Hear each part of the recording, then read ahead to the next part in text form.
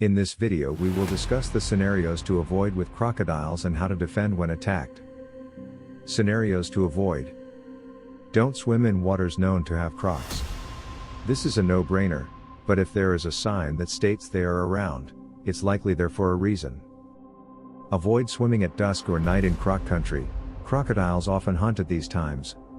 Even if crocs aren't supposed to be there, you should swim with caution at these times. Don't get within 15 feet of a crocodile as they're surprisingly fast at short range. Don't walk along the water's edge. In fact, it's recommended staying about 15 feet from the edge of the water in croc country at all times. Avoid camping near water. It's recommended you set up camp no closer than 50 meters to the water in places where crocs live. Campers have gone missing when crocs have come out of the water and taken them from their camps. If you're wondering why I'm so afraid of crocodiles, it's because these facts are nightmare fuel for me. Don't get water from the same spot twice. Crocs are clever in how they hunt. If they see someone gathering water at one spot on a waterway, they will move to that spot, submerge, and wait. This is also why I brought extra water when I'd camp in northern Australia. Avoid crocodile nests. Like most mothers in the animal kingdom, they too are very aggressive when defending their offspring. Avoid feeding crocs. Not only is it generally illegal and dangerous to give food to a crocodile in most places, it teaches crocs to associate humans with food. That leads to more encounters which will be bad for either the human or the croc, who will likely have to be put down. How to survive a crocodile attack? Probably the best thing is to stay alert and avoid getting attacked in the first place. I can't emphasize this enough.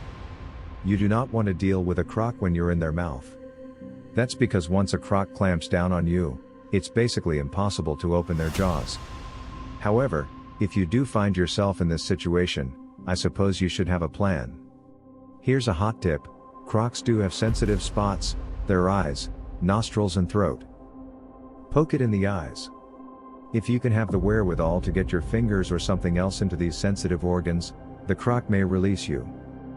If the eyes are unreachable, the next most vulnerable areas are the nostrils and throat. Crocodiles have a flap of skin that keeps water out of their throat. If your hand is caught inside their mouths, you may be able to pull this flap down and it could release you. Don't assume it'll let you go. A misconception is that maybe you can play dead and it'll think you've drowned and release you. Nobody will be able to hold their breath that long. Fight. Get out of the water as soon as you're released and run to safety. Get medical attention right away. Even small puncture wounds could get infected easily because of the multitudes of bacteria in their mouths and the waters they live in.